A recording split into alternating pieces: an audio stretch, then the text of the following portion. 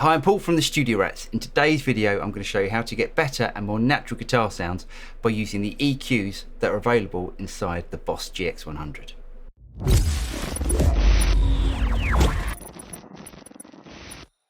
Now, when I hear a lot of people talk about guitar modelers, things like the GX-100, things like the Axe-Fx, the Kemper, that sort of stuff, a lot of people say, or people that are more used to playing with amps, say they sound fizzy or they sound unnatural. Now, there's a certain EQ curve that comes with guitar speakers. Guitar speakers tend to roll off around 5 kilohertz, and on certain guitar speakers there's not actually a lot of bottom end. And the thing about modern day recording techniques is, one, we can capture higher frequencies and lower frequencies, and because guitar amp modelers and profilers are getting used far more now than they've ever been, we're able to capture those higher frequencies that just aren't available with a guitar amp.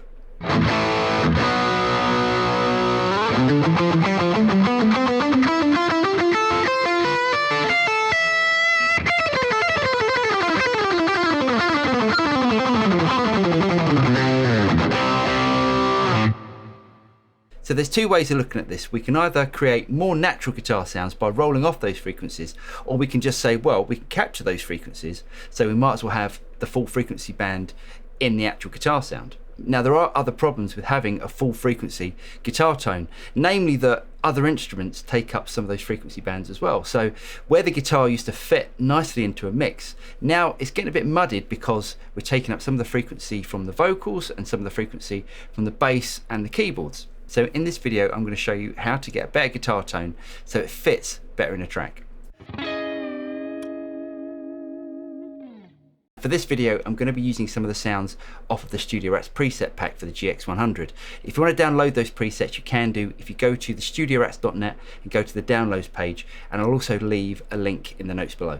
So as you can see, I've chosen this patch called TSR Mega Drive, and it sounds like this.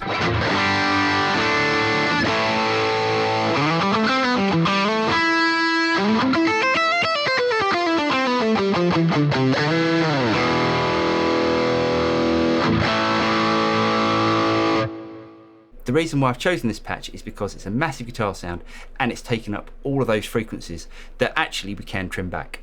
Now, I'm going to be using the touchscreen on the GX100 for this video, but I'm also going to be recording my computer screen, which has Tone Studio for the GX100 as well, just so you can see both ways.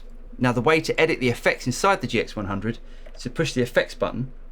Now, what I want to do is to load in an EQ into one of my slots. I'm going to load it in after the amplifier. I'm going to choose the effects palette.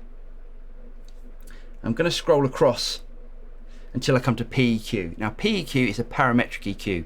Personally, that is the way that I would go because you've got a far wider range of frequencies that you can use inside the parametric EQ than if you use a graphic EQ.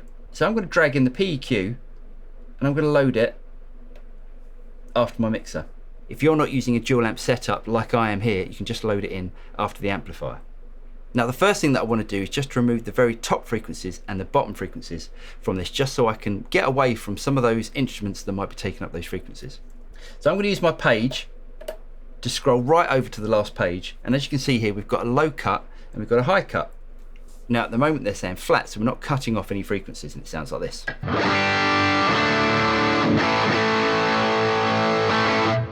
So first of all, let's remove the very bottom frequencies. Now, with a guitar, we don't really need anything below 100 Hz.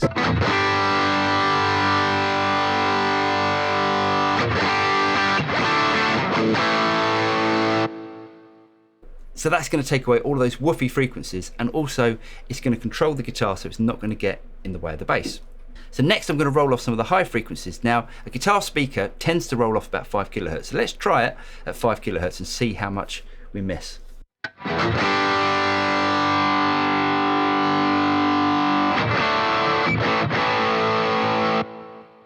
Now, as I was rolling it back, you're probably thinking, oh, that's losing a lot of high end. But let me just play a little bit and your ears soon get used to it.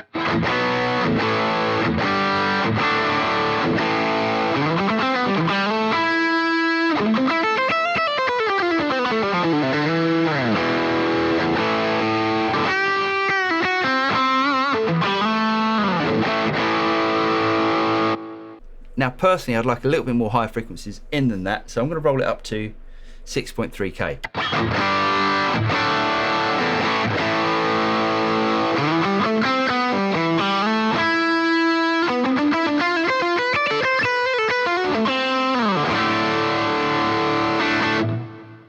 If I now play it with the EQ in and out, you'll hear the difference. So that's with the EQ in.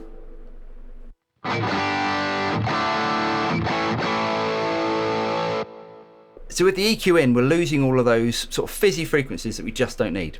Right, next we're going to get a little bit more technical, and I'm going to start to find a couple of frequencies that I can hear in my guitar sound that I don't really want in there. First of all, we're going to have a look at the low mids. Now I can hear a howl frequency inside my guitar sound here that it isn't that noticeable, but I think it would improve the guitar sound and improve the clarity of the guitar if I removed it. So what I'm going to do is turn the Q up, which is how narrow the actual EQ point is. Let's turn it up to 16. I'm going to turn the gain up. Then I'm going to sweep the EQ to find the frequency that I want to get rid of.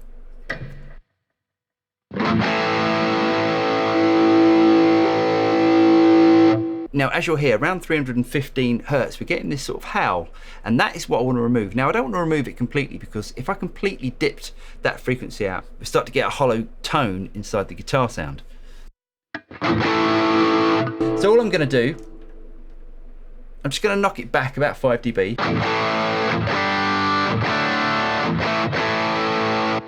Now again, if I take the EQ in and out, you'll hear the difference.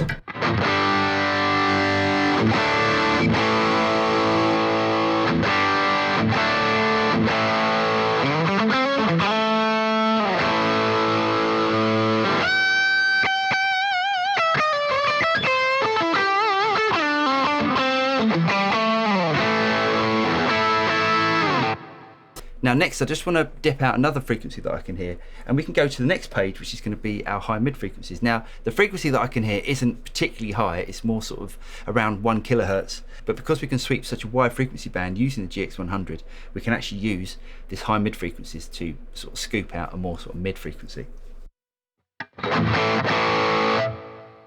So again, I'm going to turn my Q up, let's turn my gain up, and let's sweep that mid frequency until I find it.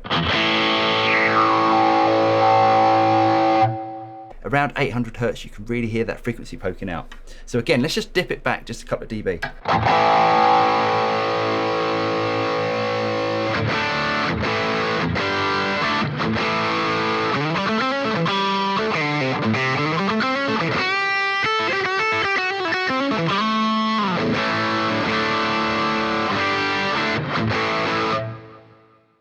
So now if I play a couple of chords, that's with the EQ in and with the EQ out. As I said, I'm using one of the presets from the Studio Rats Boss GX-100 preset pack. Now that's available on our website from the downloads page, and I'll leave a link in the notes below. If you did get something out of this video, don't forget to like and subscribe, click on the bell button, and you'll be notified of any future video that comes out from the Studio Rats. I'm Paul, and I'll see you next time. Cheers.